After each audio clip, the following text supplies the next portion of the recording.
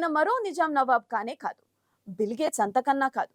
మానవాళి చరిత్రలోనే అతను అత్యంత ధనికుడు. ఆయన పేరే మాన్సా మూసా. పశ్చిమ ఆఫ్రికాలో ప్రధాన దేశం మాలి ఎంపైర్ 13-17వ శతాబ్దంలో బాగా పేరు మోసింది. అతిపెద్దది సంపన్నవంతమైన దేశంగా ఎదగడానికి కారణం మాన్సా సుంధీటా కీటా.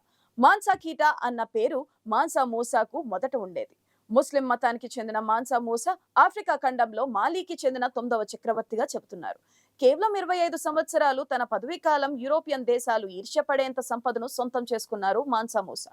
ఆయన సంపదను ఖచ్చితంగా అంచనా వేయడం అసాధ్యమని అంటారు నిపుణులు.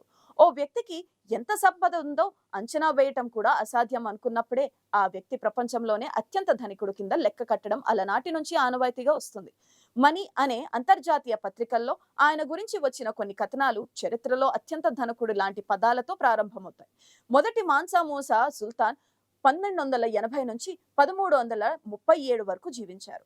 మూసా మాలి సామ్రాజ్యాన్ని పాలించారు. అనేక సామ్రాజ్యంలో అనేక బంగారు గనులు ఈ చక్రవర్తి ఆధీనంలో ఉండేవి. బంగారానికి ప్రపంచవ్యాప్తంగా ఎప్పుడు డిమాండ్ ఉంటుంది. ప్రస్తుతం ఈ రోజైతే రికార్డు స్థాయిలో 24 క్యారెట్లు 10 గ్రాముల బంగారం 71,000 రూపాయలుగా మార్కును దాటింది. మూసా జీవించి ఉన్న కాలంలోనూ బంగారానికి ఏదో ఓ స్థాయిలో ఖరీదైనగానే ఉండేది. ఆ కాలంలోనే మాలి దేశంలో పుష్కలమైన బంగారం నిల్వలు, ఉప్పు, కాపర్ గనులు ఉండేవి. ఆనాటి ట్రాన్స్ సహారన్ వ్యాపారాల్లో ఈ మూడే అత్యంత ప్రధానమైనవిగా ఉండేవి. నైగర్ నది సమీపంలో టింబక్టూ సిటీలో ప్రపంచవ్యాప్త వ్యాపారాలు జరిగేవి.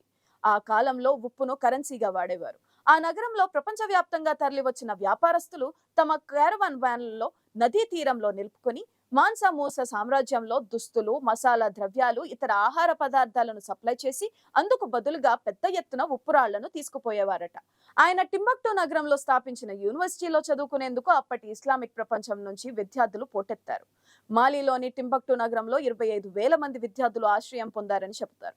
వారి కోసం అప్పటికే 8 లక్షల గ్రంథాలను మాన్సా మూసా సేకరించి వారికి అందుబాటులోకి తెచ్చారని చరిత్ర చెబుతుంది. తన కాలంలో మాలిని ముస్లిం ప్రాంతంగా అభివృద్ధి చేయడం జరిగింది. ఆ సమయంలో మాలిని పాలించిన రాజు పేరే మొదటి మూసా కీటా. కానీ సింహాసనంపై కూర్చోవడంతో ఆయన పేరు మన్సాగా మారింది. మన్సా అన్న పదానికి రాజు అని అర్థం. అయితే ఆయన పాలించిన మాలి రాజ్యం లేదా మన్సా మూసా సామ్రాజ్యం ఎంత పెద్దదంటే దాని సరిహద్దులు అంతు చిక్కని విధంగా ఉండేవి. నేటి Mauritania, Senegal, Zambia, Guinea, Burkina Faso, Mali, Niger, Chad, నైజీరియాలు నాడు మూసా సామ్రాజ్యంలో భాగంగా ఉండేవి. ఒక రకంగా 5వ అఖండ సామ్రాజ్యంగా ఉండేది. మూసా సంపదను నేటి లెక్కల్లో అంచనా వేయడం కష్టం. ఒక అంచనా ప్రకారం అది భారత్ కరెన్సీలో చెప్పాల్సి వస్తే ఆ రోజుల్లోనే సుమారు 25 లక్షల కోట్ల రూపాయలని అంటారు చరిత్రకారులు. నేటి తరం ప్రపంచ సంపన్నుల విషయానికొస్తే తాజా ఫోర్బ్స్ అంచనాల ప్రకారం ఫ్రాన్స్ కు చెందిన బెర్నార్డ్ అర్నాల్డ్ కుటుంబం ప్రపంచంలోనే అత్యంత ధనిక కుటుంబం. వారి ఆస్తుల విలువ భారత్ కరెన్సీలో సుమారు 18 లక్షల కోట్లు. ఆయన తర్వాత అమెజాన్ వ్యవస్థాపకుడు జెఫ్ బెజోస్ ఉన్నారు. ఆయన ఆస్తి విలువ సుమారు 16 లక్షల కోట్లు. మరి ఆ కాలంలోనే అంటే దాదాపు 800 సంవత్సరాల క్రితం 25 లక్షల కోట్లంటే మాటలు కాదు, లెక్కించడం అసాధ్యమనే చెప్పాలి. ఇప్పటి ఈ ప్రపంచ కుబేర్ల కంటే మాన్సా మూసా సంపద చాలా ఎక్కువని అందుకే చెబుతున్నారు. మన్సా మూసా చరిత్రను గురించి చెప్పుకున్నప్పుడు 1324లో మక్కా యాత్ర తలపెట్టడం గురించి తప్పక చెప్తుంటారు చరిత్రకారులు. ఆయన తలపెట్టిన ఈ ఆధ్యాత్మిక యాత్ర కోసం బ్రహ్మాండమైన ఏర్పాట్లు జరిగాయి. ఈ యాత్ర చాలా సుదీర్ఘమైనదిగా ఉంటుంది. కాలినడకన మాలి నుంచి మక్కా చేరుకోవాలంటే నెలల కాలం పడుతుంది. పైగా సువిశాలమైన సహారా ఎడారిని దాటాల్సి ఉంటుంది. సుమారు 6,000 కిలోమీటర్లు సాగిన ఈ యాత్రలో ఆయన్ను దర్శించుకునేందుకు వేలాదిగా ప్రజలు క్యూ కట్టారు. ఆయన వెంట ఉన్న మంది మార్బలం చూసి వారంతా నోరు వెళ్లబెట్టేవారు. ఒంటెలు కాలినడక సాగిపోయే మన్సా మూసా బిడారును చూసి ఆశ్చర్యపోయేవారు. ఆ రోజుల్లో జరిగిన మన్సా మూసా మక్కా యాత్ర కోసం ఆయన వెంట సుమారు 60,000 మంది ఉన్నారని చెబుతారు. వారిలో 12,000 మంది కేవలం మూసా సుల్తాన్ వ్యక్తిగత సహాయకులుగా ఉన్నారట. మన్సా మూసాకు ముందు 500 మంది గుర్రాలపై స్వారీ చేస్తుండేవారు. వాళ్ల చేతుల్లో బంగారు కర్రలుండేవి. ఈ 500 మంది అత్యంత ఖరీదైన పట్టు వస్త్రాలు ధరించేవారట. దాంతో పాటు ఆయన బిడారుల్లో 80 ఒంటెల బృందం ఉండేది. వాటిపై 100 కిలోలు బంగారం ఉండేదట. ఈ యాత్రలో పాల్గొనే తన సిబ్బందికి వంట చేసేవాళ్ళు, షెల్టర్లు తయారు చేసేవారితో కలిసి ఆదో సర్కస్ టీమును తలపించేదిగా ఉండేదట. మూసా ఎంత ఉదార స్వభావం కలిగిన వాడంటే ఆయన బిడారు ఈజిప్ట్ రాజధాని కైరో గుండా ప్రయాణించేటప్పుడు అక్కడున్న పేదలకు ఉదారంగా బంగారు బిళ్ళలు పంచేవారట.